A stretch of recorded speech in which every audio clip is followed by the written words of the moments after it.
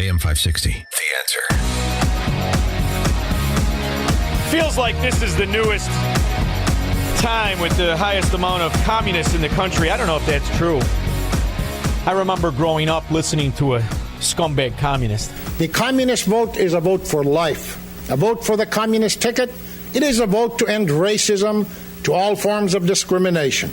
It is a vote for jobs, a vote for a decent income, a home for everyone, for full equality of women, especially on the job.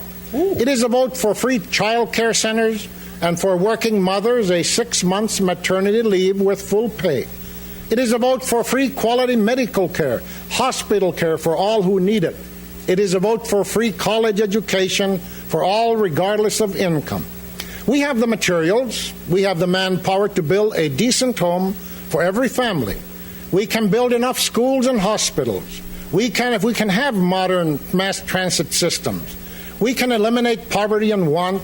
We can do all this. We can provide these services only if we eliminate corporate profits as the kingpin on the list of priorities. See? That's 1976. That's Gus Hall. Gus Hall, Communist of America, Scum, ran for president in 1972, in 1976, in 1980, and in 1984. Gus Hall had the support of a lot of people throughout that time.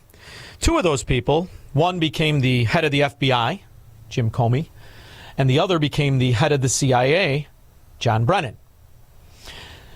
Aside from the head of those agencies, there are communists who have been communists for decades that have reached tremendously high places. Mr. Speaker, should the judge who's been assigned the Hegseth case, Judge Boasberg, should he recuse himself from that case? And understand the standard, I know you do, Speaker. The standard is a reasonable person. Would a reasonable person believe that this judge can't be impartial with this case? And I would just remind you of a couple things. This is the judge who was on the FISA court when they granted warrants to spy on President Trump's campaign. This is the judge who handled the Kevin Kleinsmith case, an FBI lawyer who lied to the FISA court to help get those warrants and was given a slap on the wrist by Judge Boasberg. Not my words, the Wall Street Journal said it, because it was. He was a member of the bar, lied to a court, and got some probationary sentence. So now this judge said, turn the plane around, and now he's been assigned the Hegseth case. And I'm just asking, do you think Judge Boasberg should recuse himself from that case? I think this is a classic case where the Chief Justice should intervene.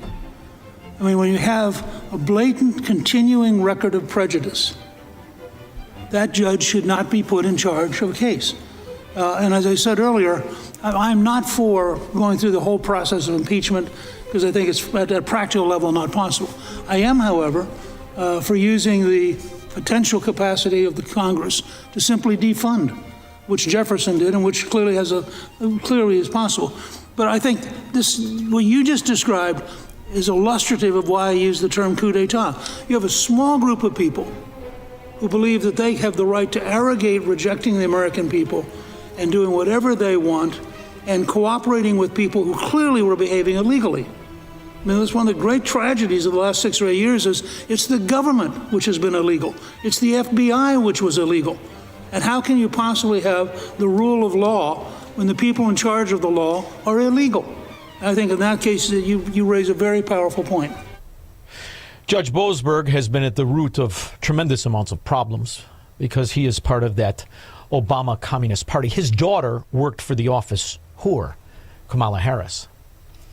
Today, Ted Cruz brings his name up yet again.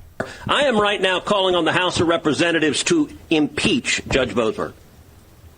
Judge Boasberg put his robe down, stood up and said, sign me up to be part of the partisan vendetta against 20% of the Republicans in the Senate. That is a dereliction of duty and a violation of the judicial oath. And I want to thank Chairman Grassley and Chairman Johnson for pursuing this tenaciously like a dog on a bone. We are going to get the answers of every person who signed off on this abuse of power, and mark my words, there will be accountability. for these zealots who wanted to corrupt the Department of Justice and corrupt the judiciary in order to try to attack their enemies list. But in the consequences, how do we get back our time? Time is the enemy of every human being.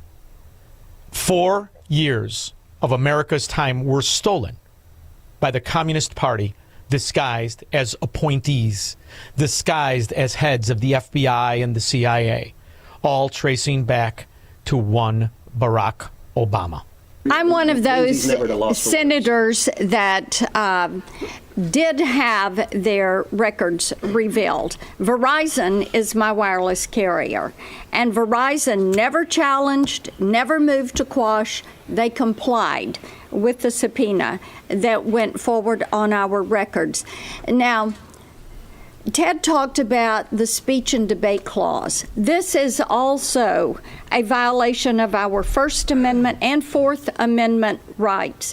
It is a violation of the separation of powers. It is a violation of the Stored Communications Act. I am looking forward to bringing Jack Smith before us. I am looking forward to bringing the wireless companies before us and finding out exactly what happened. No citizen of the United States should ever be subject to treatment like this. And as Senator Cornyn said, if they are doing this to us, what did they do to all the moms and dads that went to school board meetings? What did they do to the pro-lifers that stood on a sidewalk and held a sign? What did they do to people that were supporting President Donald Trump? So what are we going to do? We're going to compromise now? Want to compromise? Let's fund the government. SNAP benefits for scum. No, there's no time for compromise. None. And as for who exactly, how many communists, how many Marxists, how many socialists, all scum, were actually running things? How often would you say that you interacted with the president in person? I interacted with him pretty infrequently. That's Ian Sams. He's got a little sugar in the tank, too. I could tell he right side saddle. He's the one that would come out on all the television stations, say how vibrant, how alert, how physical that dimwit in diapers was. Weekly, monthly, what are we talking about? Very infrequent. I think I met with the president a handful of times during my tenure in the White House. I want to introduce Exhibit 2 as it's being passed around. It's a tweet from Alex Thompson at Axios summarizing, pulled a couple quotes of an interview you did on MSNBC, and one of the quotes says, "When I deal with him, he is sharp," him being President Biden, and he is asking tough questions. Do you recall this? I got to say, that doesn't look anything like the president that I know. When I deal with him, he's sharp, he's asking tough questions.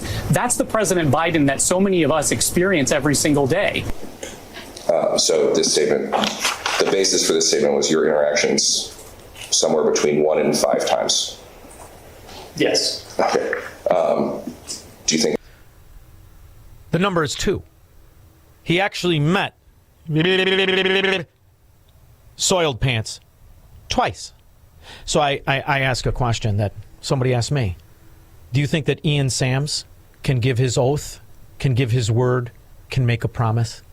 None of them can. They knew what he was. 312-642-5600. He believes in freedom, capitalism, and individual liberty. And because of that, he's become an enemy of the state. He's Sean Thompson, and this is The Sean Thompson Show on AM 560. The Answer.